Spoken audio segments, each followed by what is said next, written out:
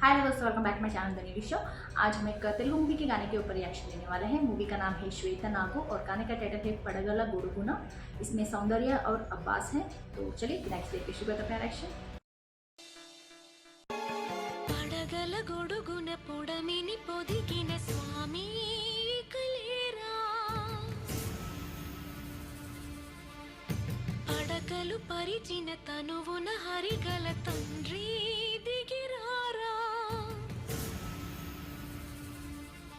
హనిరాజ పాహి పాహి పరమేశ కంఠహార ధీర నన్నే కావరా శరణురా కరుణతో కదలిరా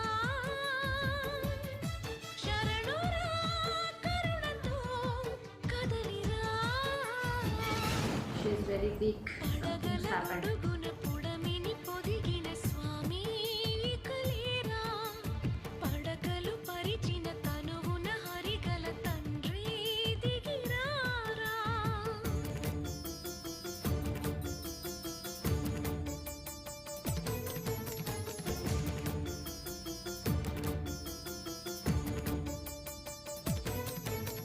क्लाइमैक्स है क्या? Climax song.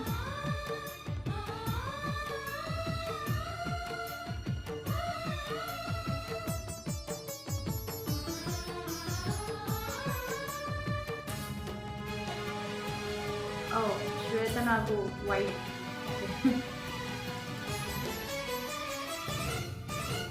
నర నరాలలో నటన coming to her. మాడిన ఉసురే నీదిరా సిరల ధమనుల పొరలి పొంగిన ఉరుకే నీదిరా విషము కక్కిన విధికి చిక్కినే బలి కాలేనురా వేయి పడగల వేద పనసల వెలుగై బ్రోవరా ఆ పాల కడలిని దాటి శాపాలు కడగరా వేళ తుడవర నా పాపం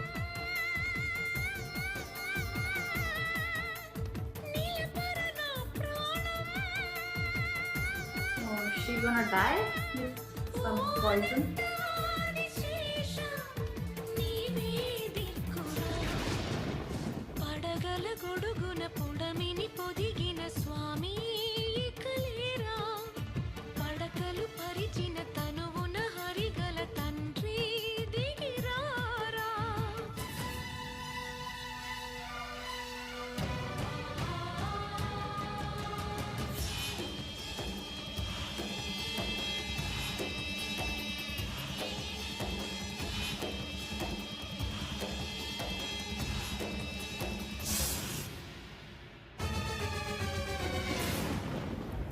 అలనాటి గ్రహపాటు గత జన్మ కాటు పగచాటు అగచాటు ఈ పాము కాటు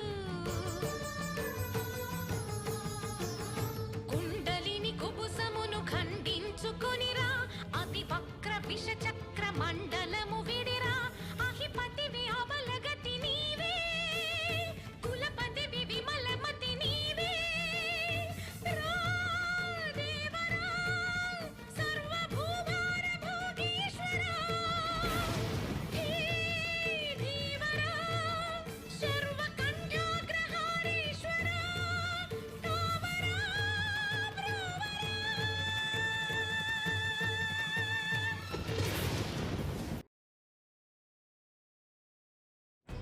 ऑब्वियसली एक क्लाइमैक्स सॉन्ग था यार। क्लाइमैक्स सीन से पहले क्लाइमैक्स सॉन्ग था। आई डि नॉट एक्सपेक्ट कि इस तरह से अब्रप्टली ख़त्म हो जाएगा। आई थॉट कुछ दिखाएंगे लास्ट में, जीत जाने के बाद वो सांप का आने का एटलीस्ट वो दिखाएंगे, बट नो। मोस्टली इस तरह के जो सॉन्ग्स होते हैं जो स्टोरी को कैरी करते हैं, तो उसमें ज़्यादातर दिखाया नहीं जाता है कि क्या है वो, because everything will be revealed. So और ड्रॉप भी होने के चांसेस बहुत ज़्यादा होती है। बट या इसमें ऑब्वियसली उनको कुछ हुआ है। She is very ill. I think वो सांप का पॉइजन के शरीर में होगा, पता नहीं, ऐसा कुछ ऐसा ही लग रहा है। बिकॉज जिस तरह से बोल रही थी कि विष को ले लो, वो ये बोल के जिस तरह से बोल रही थी, मेरे पापों को धो दो बोल के, like I think when she is not aware, like बहुत बहुत आई थिंक बचपन में या फिर during her mature kind of जब सब समझ में आने के जो टाइम होता है ना, उस टाइम वो ना समझ होते हैं, उस टाइम उन्होंने शायद कुछ किया होगा।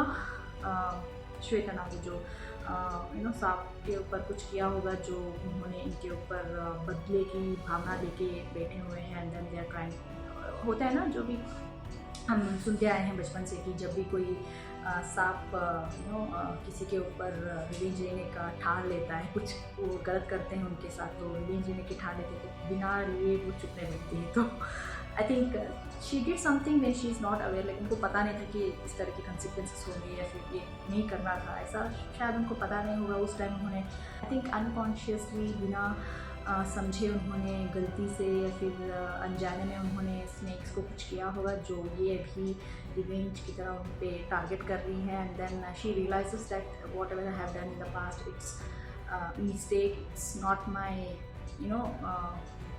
Not what I wanted. वो जानने के बाद शायद वो रियलाइज़ होने के बाद उनसे माफ़ी मांगती हैं कि जो भी मैंने किया उसे माफ़ कर दो, मेरे जो भी पाप है वो धो दो, please come and save me, I don't want to die. And like वो जिस तरह से लिरिक्स आ रहे थे वैसे लग रहा है she is very repentant and अपना जो भी गलती है वो मान रही है और माफ़ी मांग रही है, जीने का और एक चांस दे रही है, चेंज होने का चांस चाह रही है। सो बीच बीच में वो श्वेता नागू को भी दिखाया गया है, वो श्वेता मीन्स वाइट राइट, वो वाइट स्नेक जिस तरह से आ रहा था, I think it's coming to her, like जिस तरह से वो गाना गा के बुला रही हैं भक्ति से। सो वो उनके पास आने के ऑलरेडी रेडी हो चुके हैं, वो आ रहे हैं, ऑन द वे हैं। सो इनके पास आते हैं, क्या होता है आगे, लाइक जो भी विश है उनके बॉडी के अंदर वो ले लेते हैं। वो लाइक क्या आई डोंट नो यार, but the way they showed it video के हिसाब से, लिरिक्स के हिसाब से ऐसे ही लग रहा है कि it is coming to her. And I think Shweta Nagu को माफ़ कर देगा। एंड ऑब्वियसली सब लोग चाहते हैं कि उनको और चांस दिया जाए, जिस तरह से सब लोग गाँव वाले उनके पास जो भी खड़े हुए हैं, और उनके घर में आई थिंक उनकी माँ है जो मंदिर में बैठ के प्रार्थना करती रहती है अपनी बेटी को माफ़ कर दो उनके। So everybody is praying for her wellbeing. And भक्तों की जो भी ख्वाहिश होती है वो भगवान अगर दिल से निकली तो भगवान मान लेंगे। So I am guessing she will be alright at the end, but yeah it's before climax, so hopefully everything ends well. Lyrics के हिसाब से, गाने के हिसाब से सब कुछ अच्छा लग रहा था। लाइक सी जो भी गाने होते हैं ना, हम अगर डिवोशन के साथ सुने, हम अगर वो भक्ति के साथ सुने, तो उसका मीनिंग अलग होता है, उसका जो कनेक्शन हमको मिलता है वो भी अलग होता है, दूसरे लेवल पर होता है। अगर हम सिर्फ एक गाना समझ के सुनेंगे तो we might not get that connection, but if we have that feeling that ये गाना जो भी हम सुन रहे हैं वो भक्ति से सुन रहे हैं, वो भक्ति के लिए सुन रहे हैं, अगर उस तरीके का फीलिंग लेके हम गाना सुनने बैठेंगे ना, तो it will have much more meaning towards you, much more connection towards you. So I think that's the main point.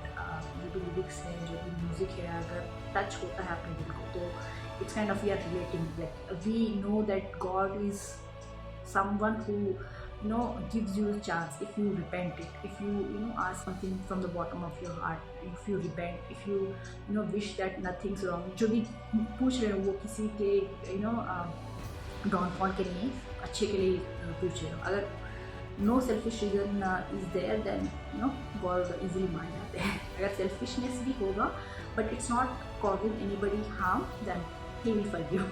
So I think that's what it's gonna happen.